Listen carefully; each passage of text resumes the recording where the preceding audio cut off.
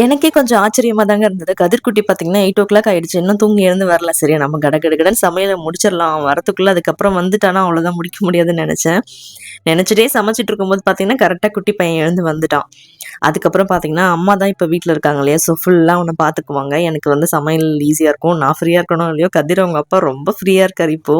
வீட்ல பார்த்தீங்கன்னா, நாங்க அந்த காட்லாம் கழட்டிட்டோம் இல்லையா? ஸோ மேட்ரஸ் அப்படியே ஃப்ளோர்ல தான் போட்டுருக்கோம். கதிர்க்கு அது ரொம்பவே வந்து வசதியா இருக்கு. அவர் ரொம்ப டயர்ட் ஆனாருன்னா, அவரே போயிட்டு மேல படுத்துக்குவாரு. அவனே இறங்குவான். எனக்குமே அந்த பயம் எதுவுமே இருக்காதுங்க. ஸோ அது ரொம்ப கம்ஃபர்ட்டா இருக்கு. இன்னைக்கு எங்களுக்கு ஒரு ஸ்பெஷல் டே வேற. நேத்து எடுத்த வீடியோ இது. ஸோ என்னன்னு பார்த்தீங்கன்னா, கதிர்குட்டியோட ஸ்டார் பர்த்டே நேத்து டியூஸ்டே. ஸோ எங்க வீட்ல எந்த ஒரு ஸ்பெஷல் அக்கேஷன் வந்தாலுமே முருகர பார்க்காம எங்களால இருக்க முடியாது. அதனால ஈவினிங் போல வடபழனி கிளம்பிட்டோம். ஸோ கோவில் டைமிங் ஆன்லைன்ல பார்த்தேன். அதுல வந்து 5:00 டூ 8:30 அப்படி போட்டிருந்துச்சு. சரி அவங்க அப்பா பெர்மிஷன் கேட்டு வந்திருந்தாரு. டியூஸ்டேனா சொல்ல தேவையில்ல. பயங்கர ரஷ்ஷா இருக்கும். எப்படியும் வந்து ஒரு ஸ்பெஷல் கியூ இருக்கும் இல்லையா? குழந்தை வச்சிருக்கவங்களுக்கு, சீனியர் சிட்டிசனுக்கு. சரி அதில போய்க்கலாம் அப்படின்னு நினைச்சுட்டு போனோம்.